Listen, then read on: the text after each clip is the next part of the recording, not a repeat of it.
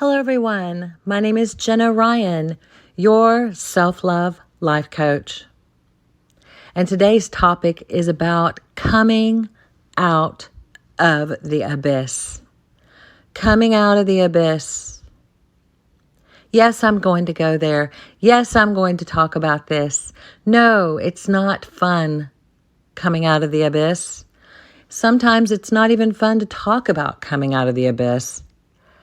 Sometimes it's much more soothing to just watch reruns of The Office or whatever your favorite show is, or to watch shows and programs which hurt others or make fun of others or diss other people, just to kind of keep your mind off of your own inner work and inner healing that needs to be done. And there's nothing wrong with that. But sometimes there comes a time when we must face our inner abyss, our inner emptiness, that place that's so, well, I'm going to go into that here in a minute. But let me just welcome all of the listeners to Self-Love You. For those of you who are new, this is a channel where we talk about topics related to learning to love yourself if you've gone through traumatic events in your life. This can be in your childhood, through relationships, and just overall trauma that affects the human existence, the human experience. The trauma of being ignored and the coping mechanisms to overcome that trauma, which include things such as codependency, people-pleasing, and things of that nature, being a doormat, things like that. What we talk about on this channel is regaining your power, healing, growing, improving, and realizing your worth and your value. We also talk about building yourself from the ground up into a person that you were created to be in the beginning, but never quite could find due to feelings of shame or other coping strategies that kept you from understanding the truth of your worth and your value. That's a long intro, but that's who we are, and that's what Self-Love You is all about. We're about healing and facing the things within ourselves that keep us from being able to fully love ourselves and operate in our fullness. Anything that shuts us down, causes us to collapse, or causes us to be less of a person than we should be, those are the things that we address on this channel. I welcome you, and those of you who are returning, I say hello, my friends, my self-lovies, as we are moving forward each day, learning to face what's within so that we can improve what is without.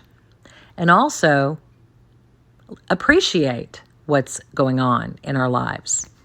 So today I'm going to talk about a topic that came up a lot during 2020. So I was working with a lot of different listeners here on the channel. I had life coaching services and spent many hours talking to individuals who are listening. Maybe it's you who are listening to my voice right now. And I spoke to so many different people and learned so many things that make us all similar. We all have unique stories, but we also all have similar cloth, similar feelings, and similar problems to overcome that we're working on. One of the problems at the very core and the root of my healing journey throughout the years has been the concept that I've created. I think I've created, of course it's a word, the abyss, okay? It's an abyss. And when I speak of the abyss, I'm speaking of it from a perspective of someone who grew up in an environment of childhood neglect. So in my life, I experienced what you could call extreme neglect. Neglect in terms of the availability of my parents to meet my needs and to mirror me in an appropriate fashion, which would help me to grow and become a whole person with all the goodies you need to succeed in life. Those aspects of development were missing from my childhood. Plain and simple, clear as a bell, they just were not there. And when, as a child, you endure neglect, there is a chasm. There's a chasm. How do you say that? Chasm? That is created within your emotional being. Some of us will go back and rescue ourselves from the abyss. Others of us will turn to addictions, drugs, alcohol. Some of us will never look back. Some of us will become people who never look back, who never go in, who never look inside to really face that scary place that I term the abyss. And this is the abyss that is the leftover remnant of childhood neglect. When I'm speaking of neglect that one has endured, you may have endured, I know that I personally endured, and I'm talking about a neglect of great proportions. In my life, I had to raise myself. There wasn't anyone there. My mother was there, but she wasn't there. And for whatever reason, it's not her fault. I'm not blaming her. But I am saying that I was unable to get that fulfillment and validation from a parental figure. My father definitely was not available. My mother definitely was not available. I had very little parenting that is needed, direction, and whatnot. I'm not going to go into the specifics about my situation, and I certainly am not looking for pity. In fact, I don't want pity at all. Who wants pity? I'm not looking for pity. What I'm looking for is the people that can hear my voice that are working through this within themselves. If none of this stuff makes sense to you, then this stuff is not for you. If none of this stuff resonates for you, then it may not be time for you to face these things. If none of this rings a bell, really makes you interested, or really, if you can't tune in to this channel that I am providing and talking to you about, then you may be over it. You may never have experienced neglect. You may be at a totally different level. You may be on a different plane. You may be in a different place. But I'm talking to those people out there, those people who understand it and can really identify with the words and the constructs that I am defining. One of the things that's helpful when we have definitions for our emotional experience, or lack thereof in this case, defining it and being able to envision it and think about it and have someone else that can define it as well. And then once one person can define it, then other people can help to flesh it out and make a beautiful painting. And when you can take emotional neglect and the abandonment and the issues that come alongside of those very deep core wounds, when you can begin to create structure and create using your imagination. Using your imagination, create structure and create vision of what it is.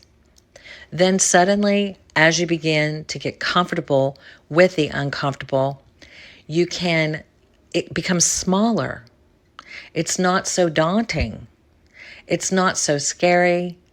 And it becomes something that you don't have to run from, but rather something that you can embrace. And this is what I feel I have been able to do throughout my healing journey. I am not saying that I'm completely healed. I'm not saying that I'm completely, reached the level of understanding that where I'm done. Are we ever done? No. But I am saying that I was able to rescue myself from this very deep wound place of the abyss. And I'm going to tell you in this audio how I was able to do it. And hopefully you may get a little sense of relief or a little more insight into your own experiences within. So the abyss, as I define it, is a place of emptiness. It's a place where you call out and it's just a complete echo. It's an echo, and it reminds me that story of Echo in Narcissus, that tale, that fable of Narcissus who looks at himself in the water and sees his picture and he's focused on that.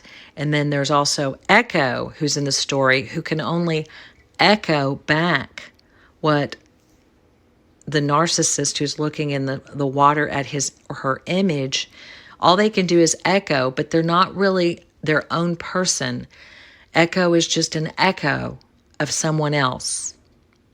So I don't know why that came to mind, but when you're thinking of the abyss, you're thinking of a place of echo where it's just vast and wide and oh so scary. And as I think of it in my mind, the abyss of neglect, the abyss of abandonment, the abyss of helplessness, and just trying to climb up out of this pit, trying to find a rock that you can put your hand on, that you can use your strength and begin to get a little bit higher up out of this valley.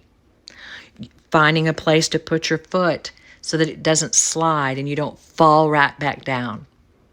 So I'm talking about the abyss, and I guess it's like a V shape, and it's dark, and it's very ominous, and it's very scary, and it's very, very empty.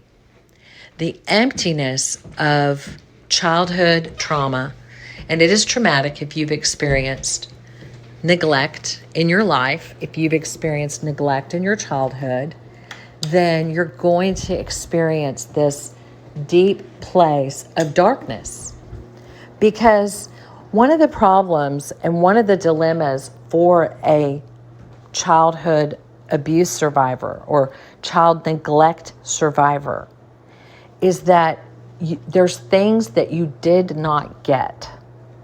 So it's one thing to be an abuse survivor, a child abuse survivor who was beaten, okay? Because I was beaten in there and that happened there and that was a problem and that was a problem. But the problem when you're dealing with neglect, childhood neglect and abandonment is the problem is that you didn't get what you needed. So it's like an emptiness where someone else may have received something. You didn't receive it. So you don't even know what it is you didn't receive. And all that can be filled in that place is emptiness. That's all that there is in this place is emptiness. And it's pain. Emptiness, pain, fear. It's lack. It's complete. It's devoid of existence. So in those times where you needed direction in your life, you didn't get it. So what do you get instead? You get emptiness. There's nothing. There's nothing to put your finger on. There's nothing to define. It's just nothing. And so it's a big place of lack, a big place of emptiness where things should be. There should be, this void should be filled with love and respect and direction and advice and correction and assistance and help and encouragement and, all these experiences that a child and an adolescent and a young adult and anyone needs in life. That is what is needed. And that is what you're missing if you had to experience childhood neglect. So what we talk about in healing, and we talk about on this channel, is we talk about being abused a lot, because if you are walking around with a lot of missing pieces or a missing void within an abyss of nothingness where something was supposed to be, but you didn't get, then you are going to be you're going to have a hard time in life. And you're going to be prey. And you're going to be preyed upon. And you're going to be needy. You're going to have so many needs. Because for everything you didn't get, you still have a need that didn't get met. And you may not even, 100%, you don't even know what those are. People say, well, how do you validate yourself? That's like the question of the hour. It's like, it's an unspoken, it's a natural thing that's supposed to happen when you're growing up. People are naturally supposed to love you, naturally supposed to fill the void, naturally supposed to be there for you. You're not supposed to be figuring stuff out on your own, like many of my listeners had to do and still have to do, and we struggle to do, and we are winning. Okay? So in that place of nothingness, that's where we are. We're in that place of nothingness. And so how do you help yourself? How do you heal yourself? How do you rescue yourself when there is an abyss that is so deep and so wide and so scary and so daunting? And it's everything that you didn't get, and everything you don't know how to get, and everything you don't have. And all you are is one giant need.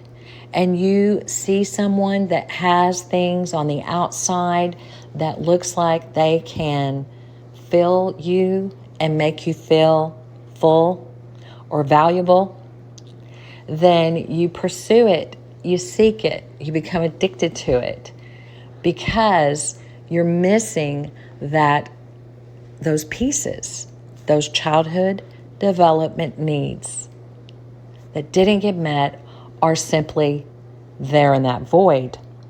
So this abyss that I speak of is like the deep ocean within.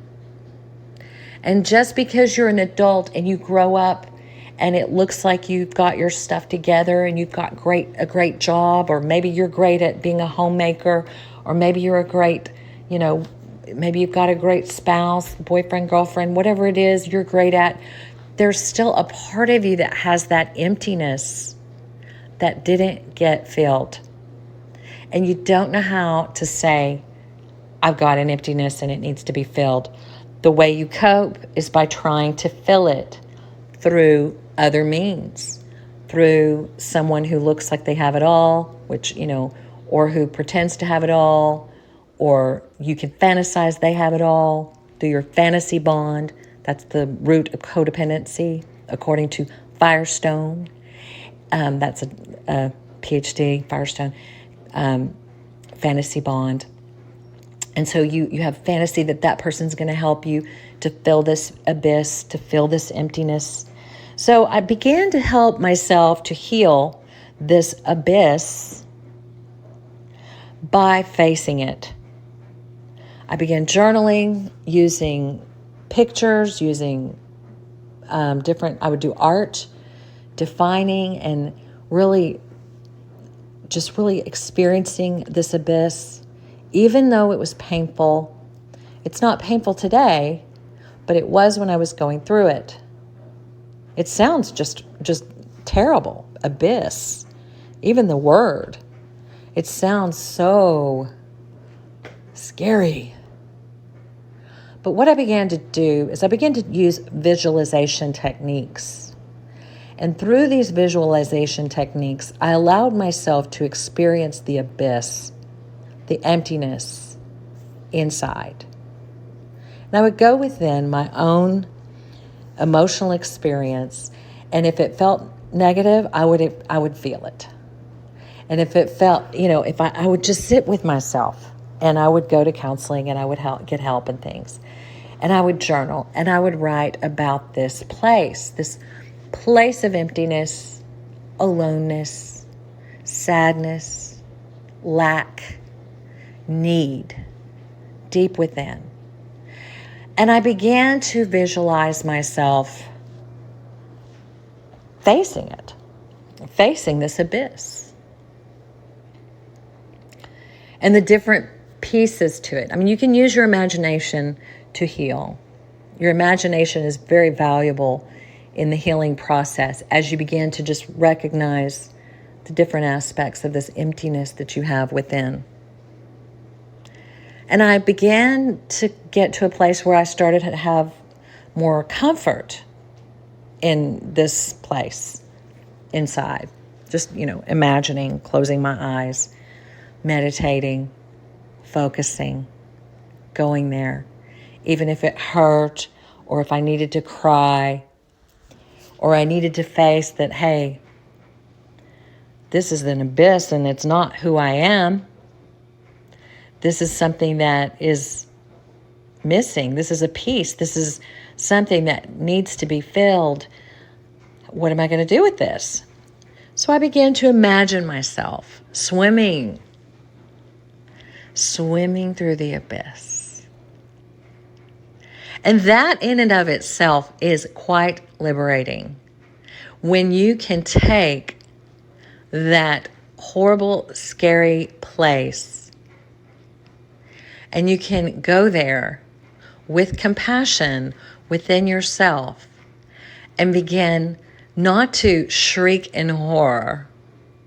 At first you might shriek with horror, but as you begin to become comfortable with your own sense of neediness, helplessness, lack, emptiness, due to the fact that no fault of your own.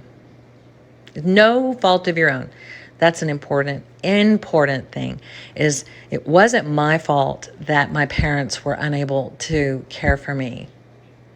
It's not your fault either if that happened to you. If you experience this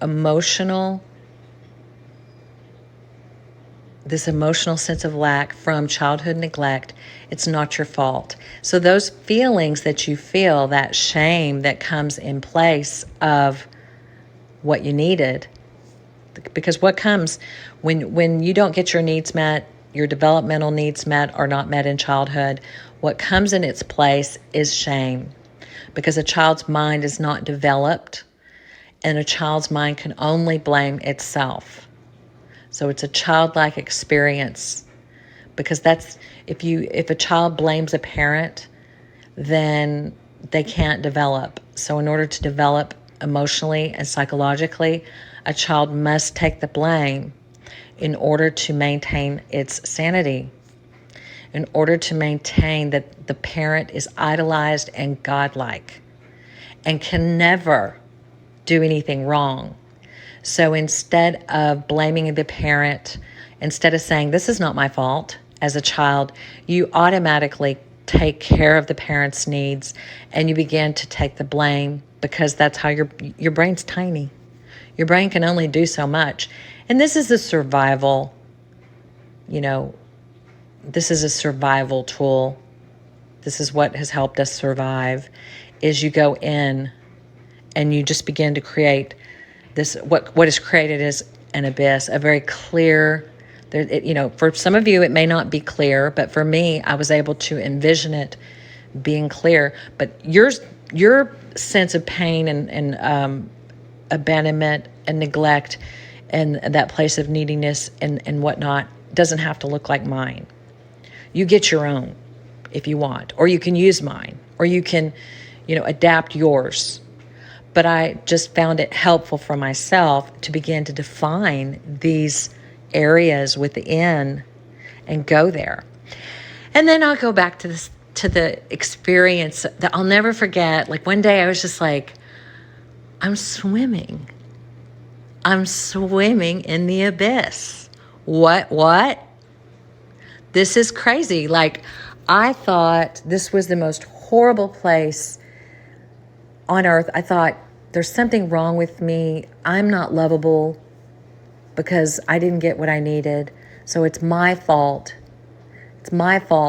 But here I am every day healing, going through the healing process, learning more about what happened to me, what I needed, what I didn't get, and how I can find resources today to meet those needs for myself.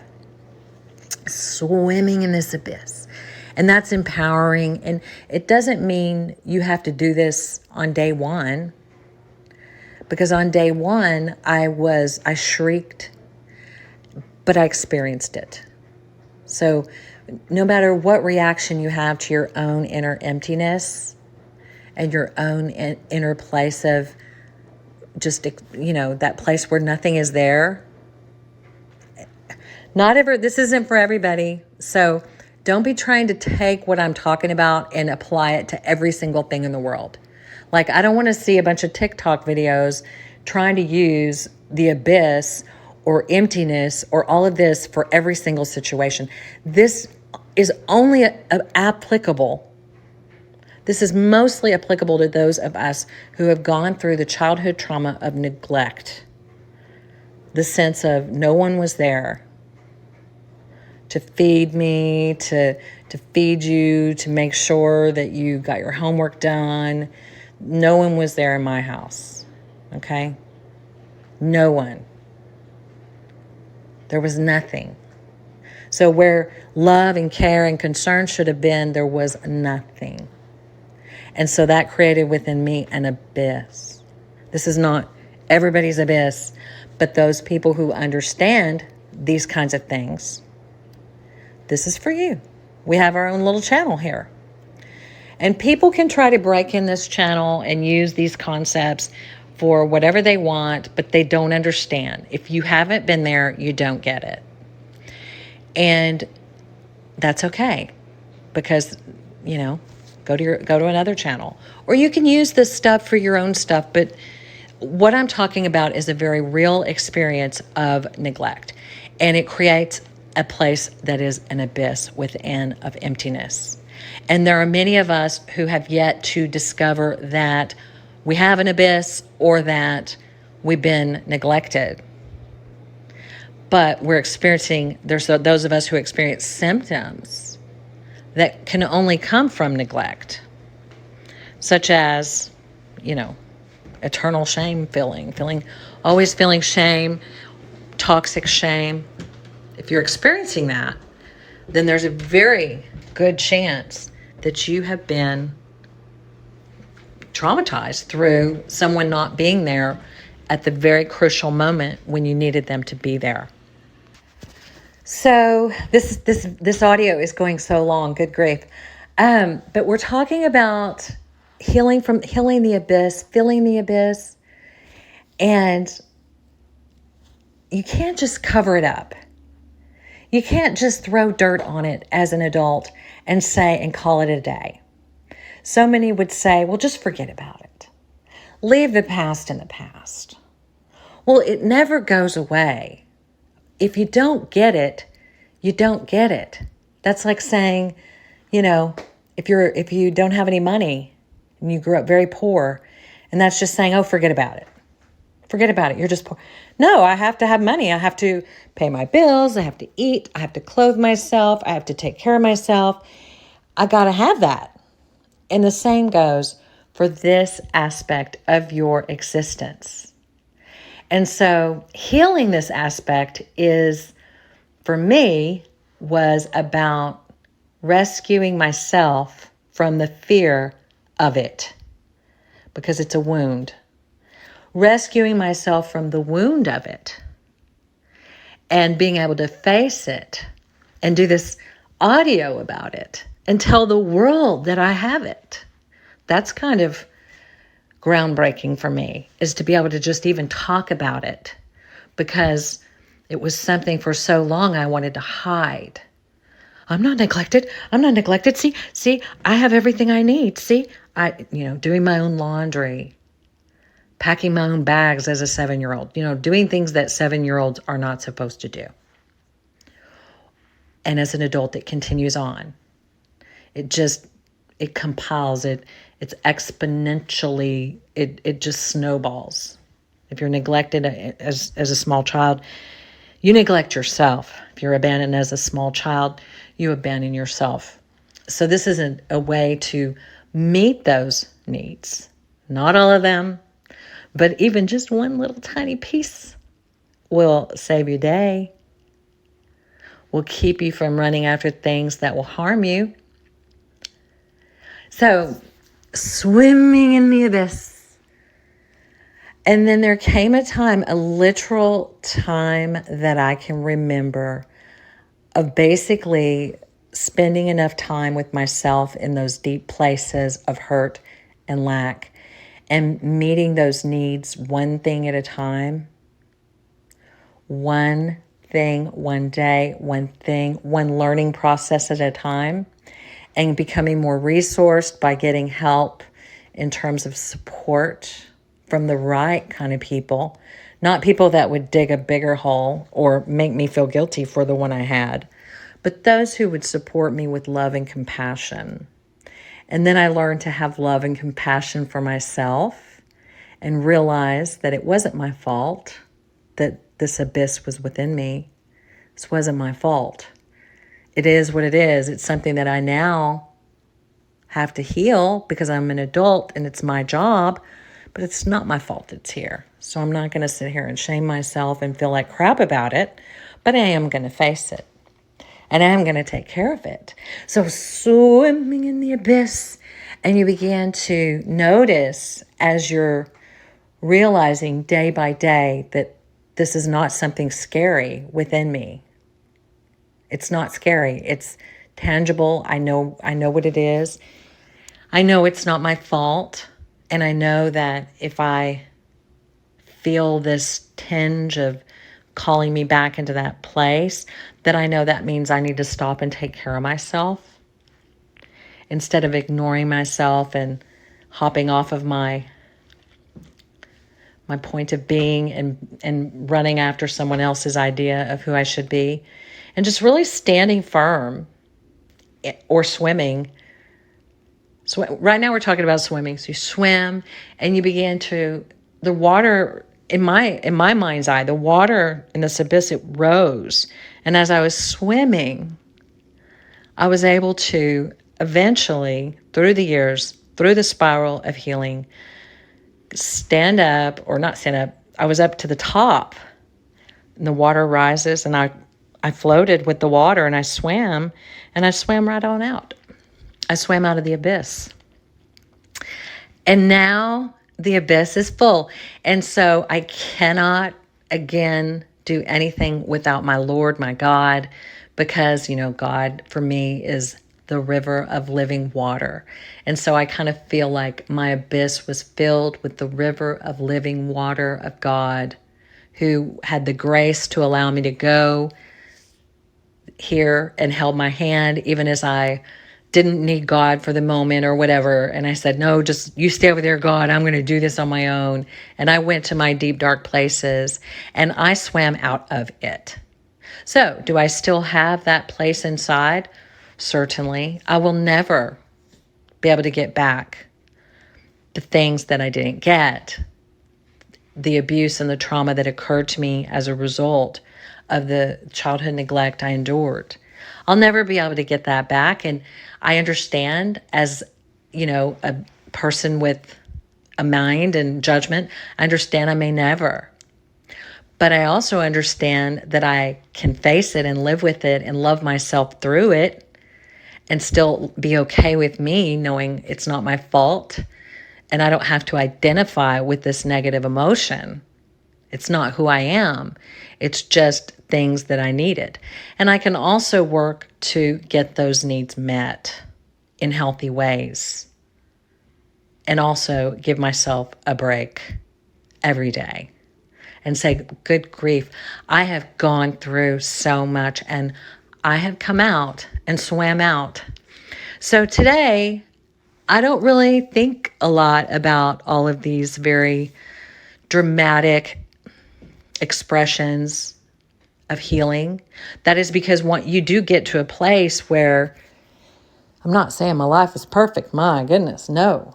But you get to a place through that journey of where you're through. You don't really have to, or maybe you might have to go back.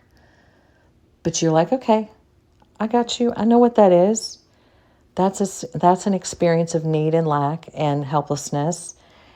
And I don't need to dwell on it every day, but I know that's there. And I'm not afraid of it anymore. I'm not afraid of what's underneath it. I'm not afraid that I'm going to step in there and fall and fall and fall and fall and fall and fall and fall.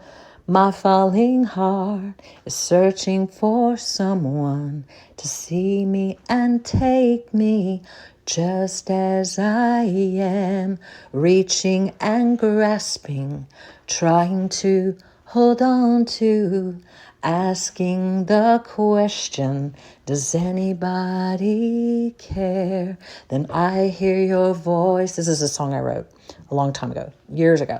Whisper to me, light in the darkness, your truth revealed. And I know somebody loves me, and his name is Jesus.